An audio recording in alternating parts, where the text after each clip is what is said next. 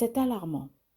Selon l'UNICEF, un nombre stupéfait d'enfants, parfois âgés de 12 mois seulement, sont victimes de violences, souvent de la part des personnes chargées de s'occuper d'eux. Selon le chef protection de l'enfance à l'UNICEF, des bébés sont giflés, des filles et des garçons sont contraints de se livrer à des actes sexuels, des adolescents sont assassinés au sein de leur communauté. La violence envers les enfants n'épargne personne et ne connaît aucune limite. Dans cet épisode, je vais m'adresser aux parents et vous proposer quelques solutions pour accompagner votre enfant s'il ou si elle a subi une agression. À la fin de cet épisode, il y aura aussi un bonus pour les parents.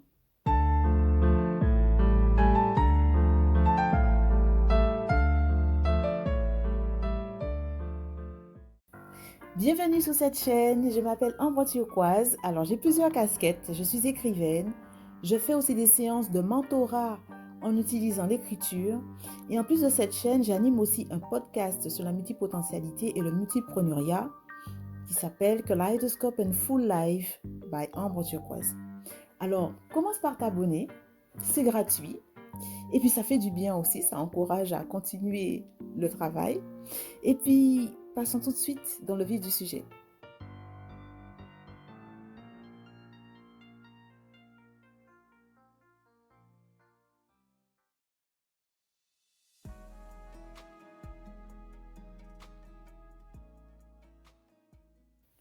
Raconter à Laura une agression subie fait partie des sujets très difficiles à aborder, à révéler, surtout lorsqu'on n'a pas été préparé quant à la conduite à tenir si cela arrive.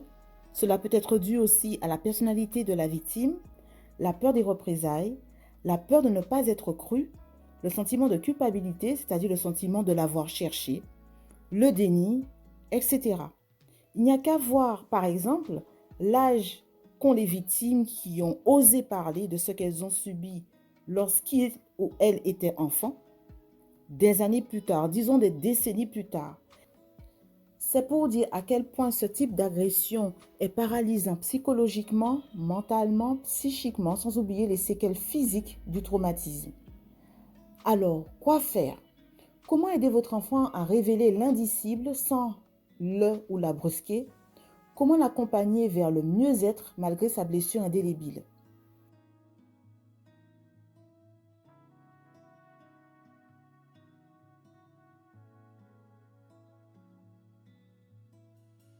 Premièrement, il est important que votre enfant voie en vous quelqu'un à qui il peut se confier, il ou elle bien sûr, avec qui il ou elle se sentira en sécurité.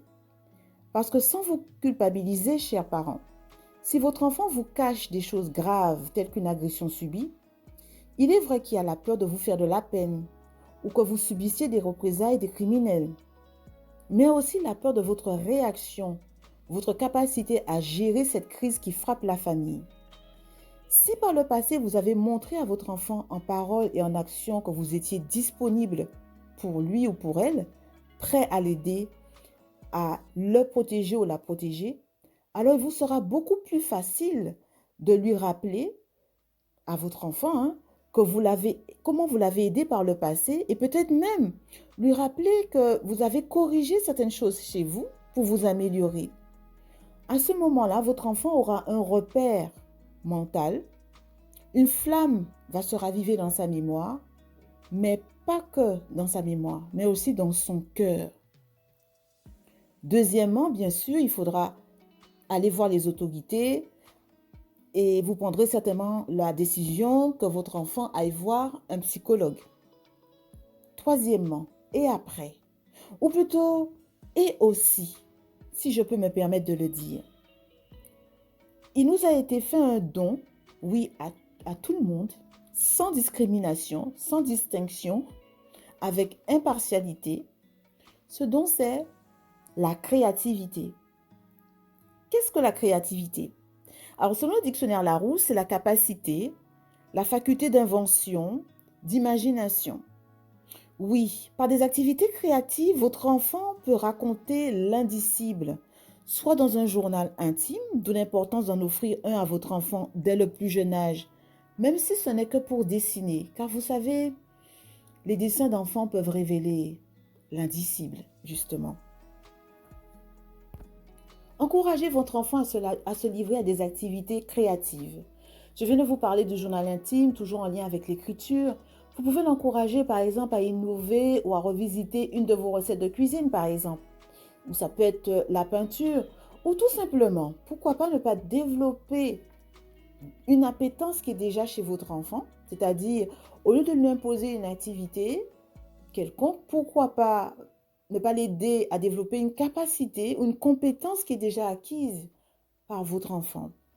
Ainsi, il lui sera beaucoup plus facile d'oublier sa blessure dans une activité de cœur que dans une activité accomplie parce qu'il faut le faire pour aller mieux.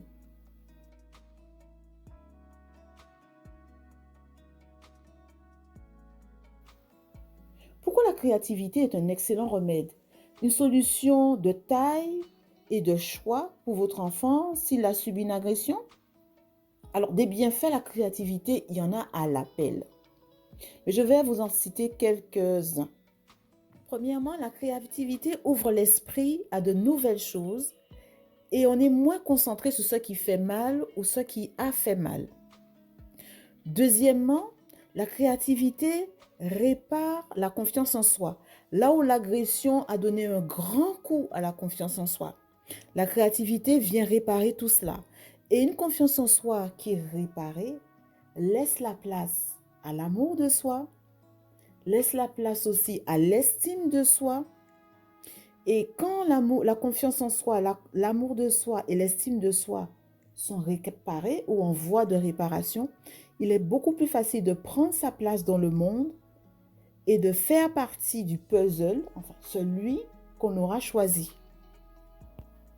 La créativité est d'autant plus réparatrice parce qu'on peut se permettre de mal faire. Parce que quand on est dans la créativité, on est en apprentissage permanent. Ensuite, la créativité améliore aussi la santé mentale. Elle améliore la concentration et permet de mieux gérer la douleur physique, pour ne dire que ces bienfaits-là tellement qu'il y en a. Alors, maintenant, vous, parents, qui avez été marqués dans votre chair en découvrant ce qu'a vécu votre enfant, comment affronter, surmonter et vous réparer après une telle blessure qui restera aussi indélébile parce qu'il s'agit de votre enfant? Voici votre bonus.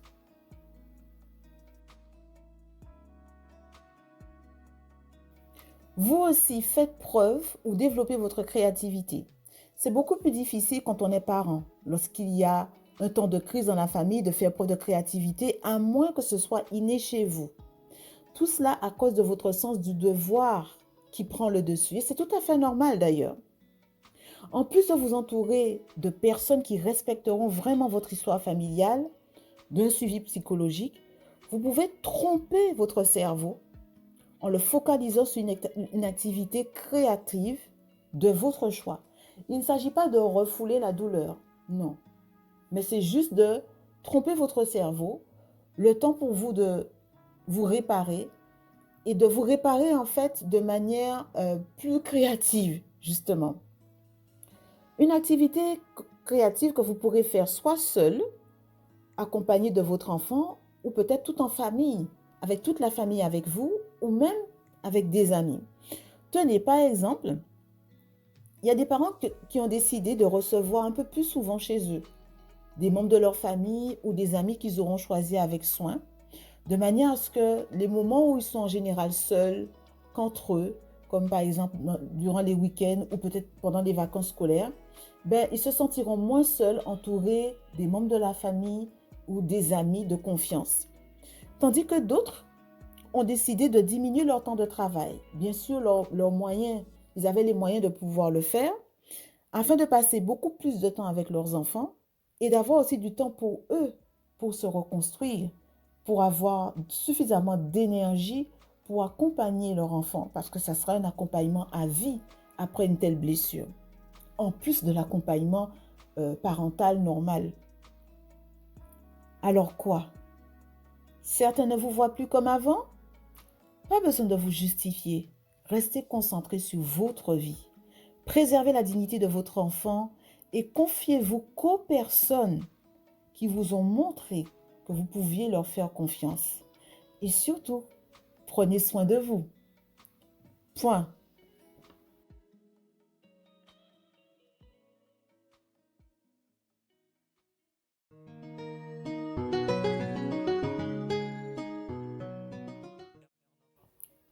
Ainsi s'achève cet épisode.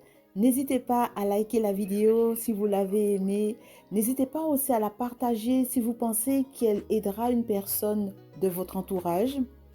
Et puis, laissez aussi un commentaire parce qu'il se peut qu'il y ait des sujets que vous aimeriez que j'aborde. Ça me ferait vraiment plaisir que vous puissiez vous manifester ainsi. Et ça me ferait plaisir aussi de vous servir. Donc, je vous dis à très vite pour la suite.